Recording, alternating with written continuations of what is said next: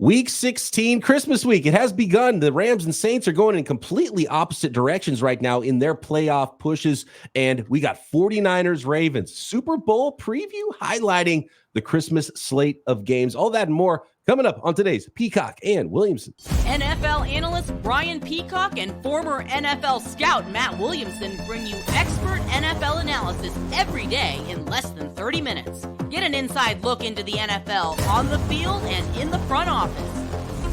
With elite breakdowns, next-level analysis, and in-depth information only for the real NFL fans. This is Peacock and Williamson, and it starts now.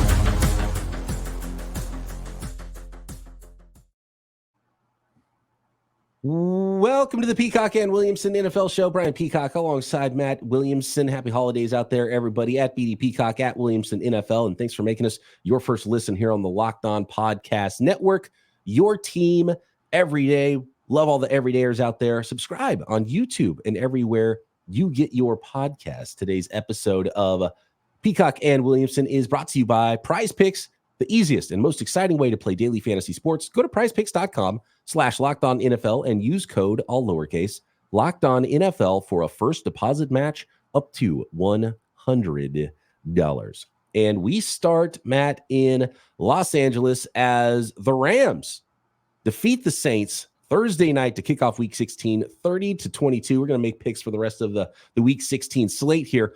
8-7 Rams, though, red hot, have won 5 of 6. The Saints going in the opposite direction as they're trying to go win the NFC South. They're still in it at 7-8. Too little, too late, though, on Thursday, Matt, as the Rams defeat the Saints. By the way, the one loss in that 6-game stretch was overtime against the AFC's 1 seed Baltimore Ravens. So, I mean, the Rams, I think we just have to adjust post Week 10 by Rams and look at them as a different football team than the one that started the season 3-6. 100%. And I'm glad that it looks like they're skyrocketing towards the playoffs, so we get to see them.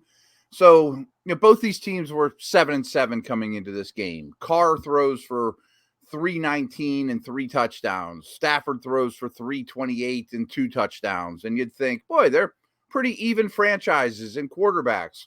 Not at all. I mean, that's not the feel you're getting at all. I mean, even before watching the game, but especially watching this one, yeah, the Saints, they blocked the punt late and made it semi-interesting in the fourth quarter.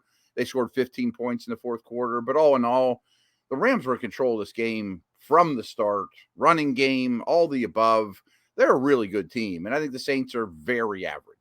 This is the ultimate reason why you don't box score scout a game. Exactly. If you went to bed early, in certain parts of the country or the world, and you didn't catch this game. You woke up on Friday morning and thought, oh, okay, competitive game, must have been fun. Shootout, Derek Carr, and it's like, no, that's not what it looked like for 3+ quarters for the Saints offense and Derek Carr. And really, is this looking too much into just the vibes of everything? Because I feel like the Los Angeles Rams, and clearly, the scoreboard would tell you a certain story over the last 6 weeks for the Rams. They're playing confident. They're having fun. They are, there's an extra hop in their step, and the Saints just look like, I don't know, when's the offseason start? And that's a really bad vibe for them. They've got playmakers on the offensive side of the ball. So it's not like Derek Carr doesn't have something to work with. Alvin Kamara, they couldn't really get the run game going in this game, and then they got down, and so kind of abandoned that. You got Chris Olave in year 2, and he's a really good player, 9 for 123 in this one. Rashid Shaheed is, got all kinds of athleticism, is a playmaker. Juwan Johnson at tight end is a really good receiving tight end, and A.T. Perry makes the contested catch at the end of the game there. I like him, as I think they might have stolen a rookie there in the 6th round wide receiver. Loved his tape, and you saw a lot of those contested catches and ability to make plays down the field on tape. And so do you just have to go all the way up the chain and start pointing your finger at the quarterback and the head coach? Because that's the way I feel about the Saints team right now. Yeah, exactly. I mean, I really feel like they've been spinning their wheels for weeks, maybe months, maybe the whole year, that everyone knows that the coach and quarterback are okay, but not it. It's not Peyton and Breeze, but they're not young enough to get excited about. They're kind of the definition of coach quarterback purgatory right now. And then the opposite feeling for the Rams, they have Stafford, they have Donald, but then they have all these rookies and no names, and we made fun of their defense all at the beginning of the year, but they're all starting to kind of put it together, and their effort is great. And McVay seems to be embracing the rebuild in a big way and really getting the most out of these guys. And it's one of the best offenses in the league. And I know Cooper Kupp is a household name, but he was a 3rd round pick. Puka was a 5th. Kieran Williams was a 5th. You know what I mean? Like, they're developing. Demarcus Robinson had a big game in there, wherever he came from. You know, I mean, so Higbee. I mean, none of these guys are like high pedigree dudes. Yeah, Demarcus Robinson's been around the league a little bit, right? Yeah, He's been in Kansas City and Baltimore, and Kansas City could use a guy that's catching touchdowns right now, right? How's Puka? We got to stop on Puka because what he's doing is absurd. And you think all the way back to what he did with Cooper Kupp out to start the season. And, in a keeper league, I picked him up after week 1 because I had Cooper Kupp, and that turned out great. And I'm going to be keeping Puka for a little while, I feel like, on my fantasy team. And you didn't believe it, but you picked him up on your fantasy teams after week 1, just in case. He's like, what's this rookie doing over here? 20 targets? What's going on with this guy? Yeah. Well, he's for real. He's for real. Absolutely for real. 95 catches, 1,327 yards, 5 touchdowns. He's going to break records. And he is a player. He makes plays after the catch. He makes tough catches. He knows where to go. It helps to have a quarterback like Matthew Stafford, who's playing really at a high level right now, too, which is a huge part of why they're doing what they're doing, along with that no-name defense, plus Aaron Donald. Puka needs 129 yards in the final 2 games, which he's on pace to absolutely do, to break Jamar Chase's rookie record for yards. And heck, he might do it in the old 16 game format, right? If he gets 129 next week, which he did this week. He needs 11 catches as well to break Jalen Waddle's rookie record. He might be the guy. Oh, not quite touchdowns. He's only got 5 this year, but man, just unbelievable. And he's for real. He absolutely is for real. And he also fits the system great. I think he's got a lot of Cooper Kupp similarities. He's a big body guy. I'm sure he's learned a great deal from Kupp, even when Kupp was out. You know, they wham block defensive ends with him. He's good after the catch, competitive. I love him. McVay, a former wide receiver coach too, at one point back in Washington. Okay. So I think that helps too. Clearly, he can coach up wide receivers, but man, we're talking 14, maybe 1,500 yard rookie season with 100 catches for Puka Nacua. Unbelievable story this year, and probably has to have my vote. Maybe it's recency bias from watching him last night and putting up the line he did with 164 receiving yards, the touchdown, 9 catches, 16 more rushing yards as well. Is that your rookie of the year right there? 5th rounder. I mean, CJ Stroud's got such a strong case, but I mean, 9 out of 10 years Nacua would get it. And it's a tough conversation right now.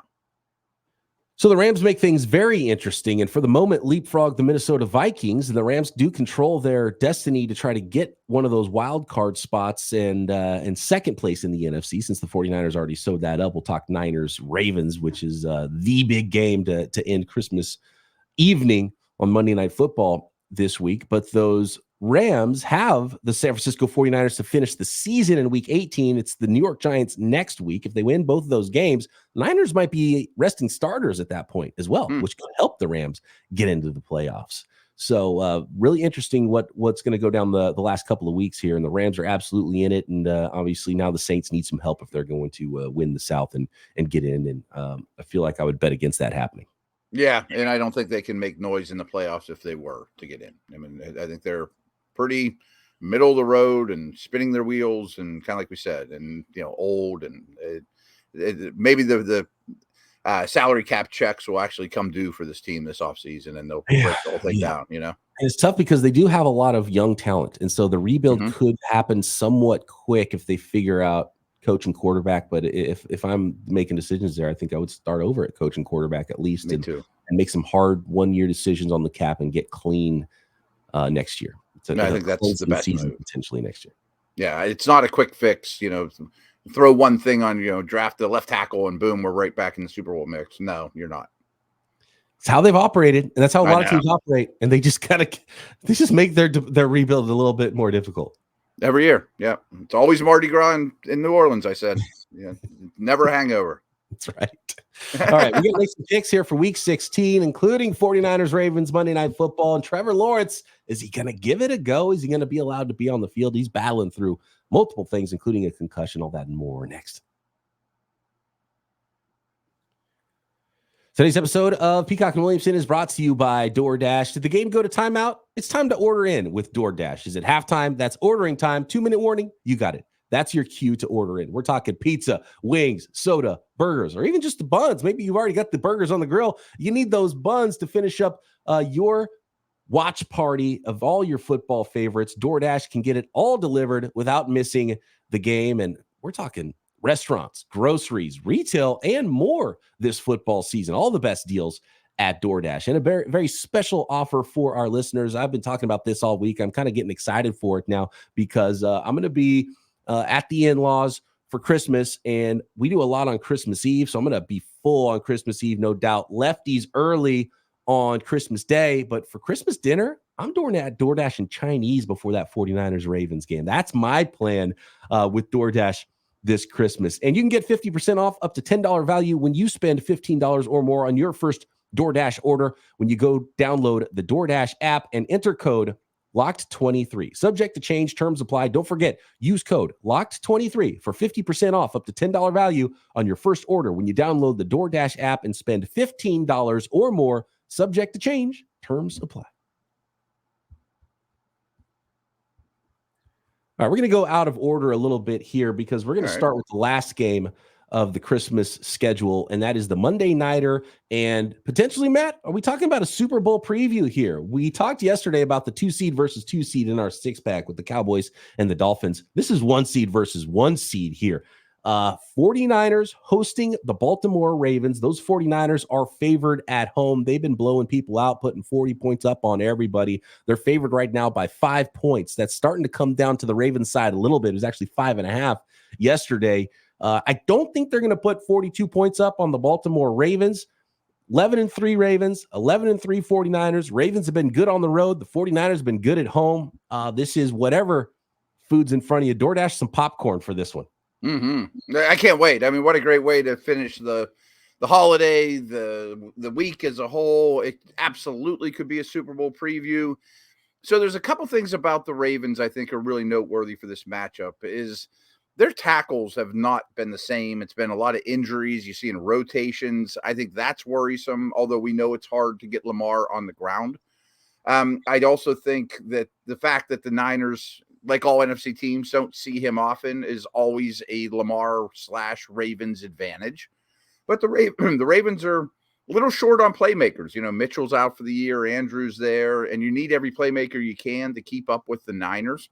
I do think that in some ways this isn't a great matchup for the Niners offense because the Ravens are so strong at linebacker and their 3 safeties that they can live in big nickel. And the personnel advantages that Shanahan creates doesn't affect them as much as other teams, you know, where it's like when they played the Steelers hardly play nickel. So they either had to be in base or dime. Well, that's awful against the Niners, where the Ravens can live in big nickel and Hamilton can do a lot of stuff. And I think the middle of the field linebacker safety stuff is strong for the Ravens. But I'm still taking the Niners. I have a rule right now. I don't care what the spread is. I'm taking the Niners no matter what. Yeah, Niners at home. I actually like that it goes that the line's headed back towards the other direction right now, and maybe you get an extra point or two. Who knows? Maybe it's 4 by kickoff if that's the direction things are going. But I do think the 49ers are a team that you can't bet against right now because of the way they're playing. They're at home, but I think you nailed it with this one. By the way, the best game you could possibly have as far as linebacking play goes, right? You got Roquan and Queen on one side, and you got Fred Warner and Dre Greenlaw on the other side. That's the 2 best linebacker groups in the NFL facing off in this game. And usually that's where Kyle Shanahan wins is versus other teams' middle of the field defense. And absolutely put the Philadelphia Eagles back 7 in a blender, especially the linebackers and safeties. The Eagles cut their starting linebacker after they played the 49ers and went and signed Shaq Leonard free agency. So that's what just can't stand to look at you anymore after what you did to us. Get out of here. Yeah. So bad that you can't come back in the room. I'm sorry. So that's what they can do. And the Ravens of any team can be up to that challenge. And so if you're going to live in nickel packages, are you able to still stop the run, which is where everything begins for the 49ers and has for a very long time. And so we'll see how that plays out. It's going to be a fun chess match, really good, really well coached teams, tons of talent on both sides of the ball. I talked yesterday in our preview episode on Locked On 49ers when I was looking at the matchups with PFF grades, and it's just lit up like a Christmas tree, with like green is like if you have a high grade on PFF, you have a little green color next to your name and next to your grade, and it's just lit up green on both sides of the ball. I mean, that's going to be so much fun to watch that 49ers offense against that Ravens defense. And the lower scoring it is, the better I think for the Ravens in this game. I agree, especially for if you're betting and trying to take the points here with the Ravens. But I got to take the 49ers. I'm going to give up the points. Just the efficiency they're playing with on the offensive side of the ball. And can you corral Lamar Jackson? And I think the 49ers have that advantage with their defensive line and their edge guys against the Ravens tackles. Now, the 49ers might be without their two defensive tackles in this one, which might help the Ravens run the ball, which is where I think that, and the Niners were really bad tackling the last couple of weeks. They've had that a couple of times this year pop up in that 3-game stretch they lost. They were missing a lot of tackles too. So they absolutely have to clean that up against the Baltimore Ravens. So after the game, if the Ravens are successful running the ball, I think that's where you win money. If you are betting on the Ravens, if the 49ers are able to keep Lamar in the pocket and that defensive front is able to have their way with the edge players, then I think that's going to tell the story as well. So a lot of fun matchups in this one. A great way to end the Christmas week. 100%. I got a little something here for you that maybe you've already heard that I frankly just stole from somebody else, and I don't know who it was. Feel free to steal it from me and use it on Locked On Niners. But Brock Purdy is Kurt Warner. And I'm not saying style of play or any of those things. I'm just talking about where he came from. Came out of nowhere. And there wasn't Twitter back then when Warner burst on the scene. But it was, Warner's career when he got thrown in with the greatest show on turf was, oh, that's a cute little story. He'll fall back to earth. Man. And then after a while, you can't ignore the numbers and you just say, he's overrated. He's got Falk and Holt and Bruce and the best scheme, and they play in a dome.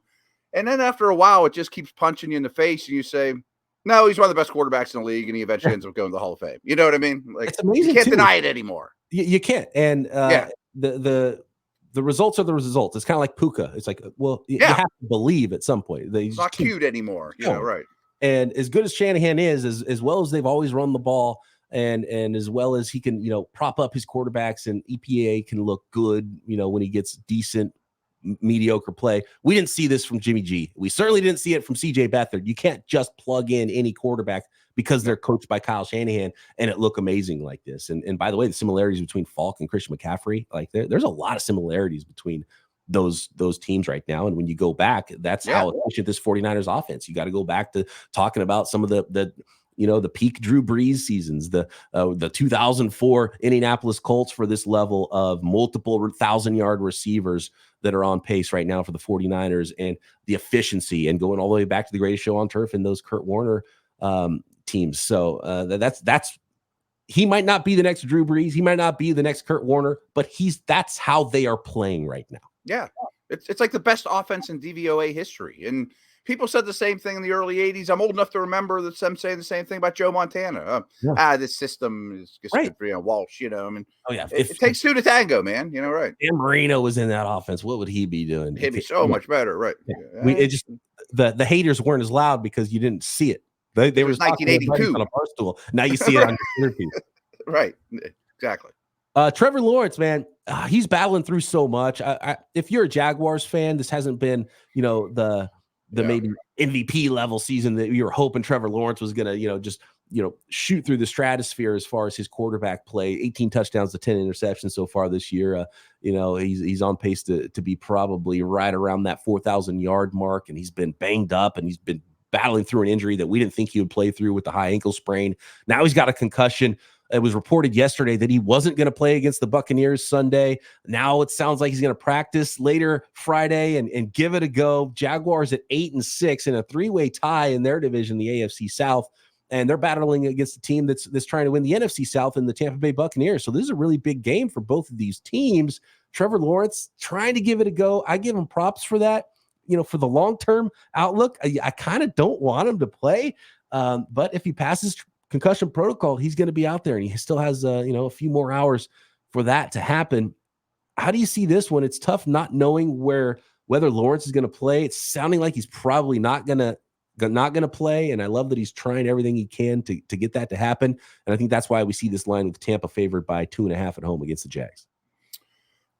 Yeah, I give Lawrence all the credit in the world for the competitiveness, the toughness, the leadership, all those things. And this team needs it without question. They've underachieved a little, certainly of late. The defense hasn't been great. I don't like the O-line injuries. They're down a weapon or two as well, so they need a lot out of Lawrence. But even if he plays, I'm taking the Bucs. I just think the Bucs are the better team right now. I don't see a great answer for Godwin and especially Evans. I think Mayfield's playing well. I stole this from somebody else too. He might have earned the Daniel Jones contract. I mean, Mayfield's had a pretty good year, and I just think the Bucs are the better team right now. He has. They've played a fun level of football, closer to what we talked about with the Rams than the Saints earlier, right? They've kind of been like, oh, that team. Okay, let's see what you got, Tampa Bay Buccaneers. They got a great opportunity here. I would have to bet on the Bucs, thinking that Trevor Lawrence is probably not going to play. If Lawrence plays, I would definitely take the points with the Jaguars. But that's where we're at right now. And the Bucs are an interesting team, and it would be a huge blow for the Saints and the rest of the South if they did win this game. So that's where they're at, and they're at home. I want them to go to the playoffs. They're the team I would most want to see in the postseason out of the South. We got to go rapid fire here through the rest of these games here. Make our picks. We've got a couple of Saturday games that we already talked about, and so let's get into Sunday and Monday, Week 16 NFL football. Make our picks for the rest of the week next. Today's episode of Peacock Williamson is brought to you by PrizePicks. I actually got my PrizePicks mug right now. I'm drinking my coffee as we do this podcast. And PrizePicks is the most fun you will have playing daily fantasy sports, and easy, exciting. It's you against the numbers. That's what's great about this. You're not playing other players. There's no pros. There's no sharks in the pool. It's you against the stats, the PrizePicks projections. You pick more or less versus those projections on a 2 to 6 player stat line. And the more players you pick, the more you could win. You can win up to 25 times your money playing daily fantasy sports for the rest of this season. Turn $10 into $250 if you get all 6 at PrizePicks. And with basketball season here, you can do combo projections as well. For example, LeBron James plus Travis Kelce for a 10.5 combo of 3-pointers made on Christmas plus receptions for Kelce. Right. So you can have a ton of fun and a lot of different ways to play, and a ton of different sports and projections there at PrizePicks. Go to prizepicks.com/LockedOnNFL. Use code LockedOnNFL for a first deposit match up to $100. Again, go to prizepicks.com or download the app. Use code LockedOnNFL, all lowercase, for a first deposit match up to $100. PrizePicks, daily fantasy sports made easy.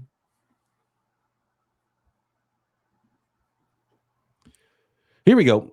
Tons of games here. Christmas schedule. Let's go to, and again, you listen to yesterday's episode. We hit the Saturday games and a few other games in our Week 16 6-pack.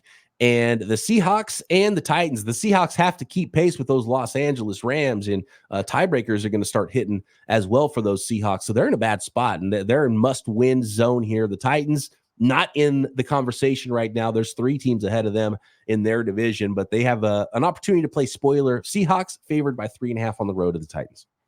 And we're going to get Tannehill in this one, which I just think would rather see Levis because he's more enjoyable. But, it might not even be a drop-off in terms of Titans quarterbacks. I think the Titans' D has been outplaying Seattle's by a wide margin, but I also trust Seattle's offense. It looks like they're turning the corner a little bit. They've played some really tough teams.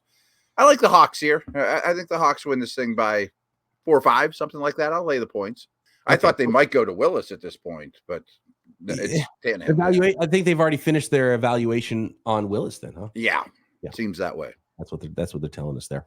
Moving on, and I agree with you. I got to go with the Seattle Seahawks. Sorry, you pick the Seahawks or the Yeah, Titans? I got the Hawks in this one. Yeah. I got to pick Seahawks. They just got more to play for, and they're a better football team. 3.5 is a lot on the road, but that's where we're at with these two teams, I think.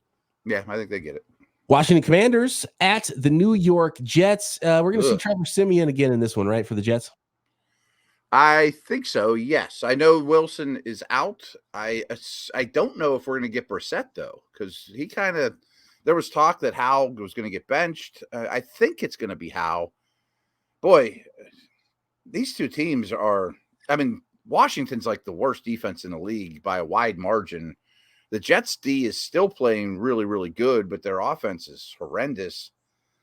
I guess I'll take the Jets. I mean, you think it might be super low scoring, but I don't know, man. I mean, Hall. Where the odds makers, our friends at FanDuel, that's where all the lines are coming from.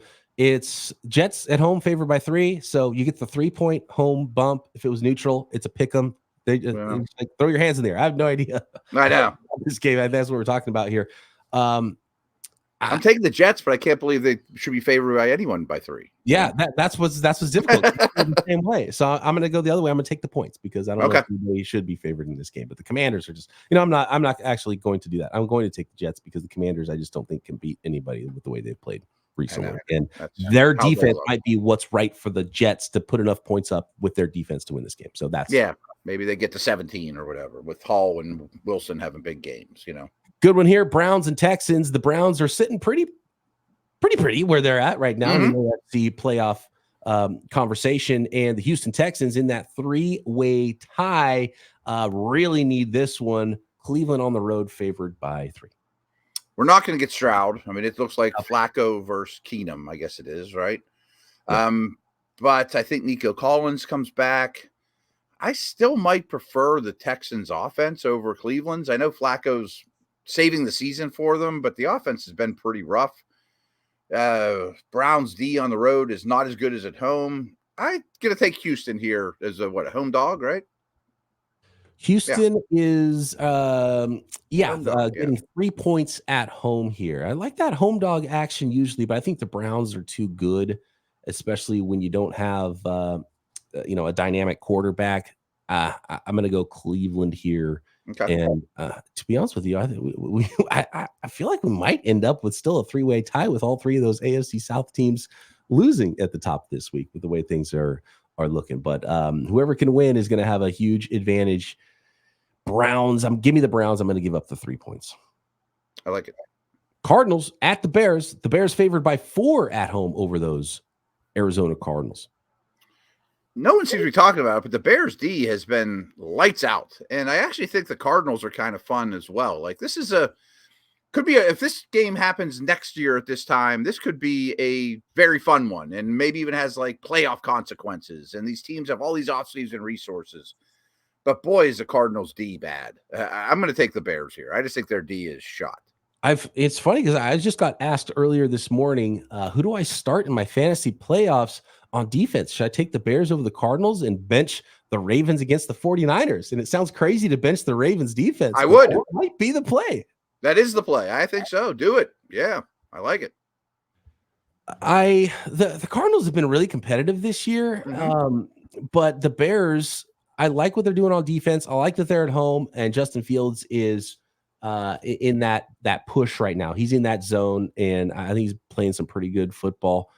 4 points is a lot. I don't like taking the Bears with 4 points. So both these teams have been competitive, but then find a way to lose. Which exactly. Works out well for them. Right. Which makes me want to take the points. I wish the Cardinals were at home, but I'm going to take the points with the Cardinals because I think it could be somewhat of a close game. And anytime I bet on the Bears, they really, what the bet. So I'm going to go the other way because and my all the listeners out there that are Bears fans, every time I believe in the Bears, it goes wrong. So I'm gonna help that mojo and the reverse mojo this one, and I'm gonna pick the Cardinals and take the point. Okay, all right. We have the New England Patriots at 3-11. They are visiting on Sunday night the Denver Broncos. Broncos favored by a touchdown here against the Pats. Boy, that seems like a lot. I mean, I still have great respect for the Patriots defense. I understand it's in their building, tough place to play, the altitude, all those things. But these guys both play it so close to the vest, rely on defense, manage the quarterback. I just want points in this game. I want points as well. I do like that the Broncos are at home, but I think it could be one of the lower scoring games of the week. And for that reason, like Broncos by 6. 7 is a lot for me there. I'm seeing a 34 over under with a 7-point spread or so doesn't quite add up, Right. That combination of things tells you the story of that, the projection of what that game should be. Going to Monday, Christmas Day, we've got in the morning here, 10 a.m. on the West Coast, the Las Vegas Raiders at the Kansas City Chiefs. KC favored by 10 points. Boy, that seems like a lot too. But Rashee Rice is really turned on. He's turning into that receiver we know that they need. A little bit unconventional, a lot of underneath stuff, but at least he's a high volume guy for them now. Man, I think I'm not certain about this. I'm not a betting expert, but I think the Chiefs are really bad against the spread just because they don't beat teams by 10 anymore. And division game, I want the points. Raiders are still playing hard. I'm giving up the points. Blowout win. Raiders, Okay. Nice little bump when they had the interim coach, but they can't hang with the Chiefs. And the Chiefs at home, they're going to win by 14. I did say many times after one of the most embarrassing games I've ever seen last Thursday night, which the Raiders won by 1 million, that I was super excited this week to bet against the Raiders, that people think they're better than they are, but 10's just a lot. Yeah, they won their Super Bowl last week. Congratulations. The Chiefs are like, no, you're not doing that to us. In fact, we might do that to you. It wouldn't shock me if the Chiefs steamrolled everybody from here on out, maybe even through the playoffs, I think it's fascinating. Last week, the Raiders were up 42 points or whatever it was. They're running trick plays to score again. The Chiefs last week sat on the ball against, it was an ultimate respect thing versus Bill Belichick's Patriots. They didn't kick a field goal. They just sat on the ball at the end of the game and gave the ball back to the Patriots. And we're like, no, we're good, respect. And so I thought that was pretty fascinating how opposite those games ended and what the Raiders, the statement the Raiders wanted to make versus the statement the Chiefs wanted to make in those situations. The state of both organizations couldn't be more different. Right. And who they're playing against. No respect versus tons of respect. Yep. A good way of looking at it. Yeah. Last one here. It's the New York Giants at the Philadelphia Eagles. It's the first of two. These two teams in the NFC East still haven't played each other yet. Eagles really need to win out to have a chance at that 1 seed. And 2 of those games are going to be against the New York Giants. This one's in Philadelphia. The 10-4 Eagles favored by 13.5 over the visiting Giants. Boy, it's a lot considering how bad the Eagles defense has played, but I also think you can't ignore who they've had to play against. Giants defense quietly has gotten a little better. I don't think Hurts is in a great place, so I guess I'll take the points, but I don't feel good about it. It's a lot of points. I'm going to take the points here until the Eagles can show me that they're closer to that team that they had been, because there's a lot going wrong, and their vibe is that they don't know what the answer is either. So if they find that answer, then we'll bet in the future accordingly. And that is Christmas football, week 16. We'll be back on Tuesday to break it all down. Hope everyone has a great holiday. We appreciate you. We love you. Make sure you're subscribed on YouTube and everywhere you get your podcast. Talk to you Tuesday post Christmas football right here. Peacock and Williamson.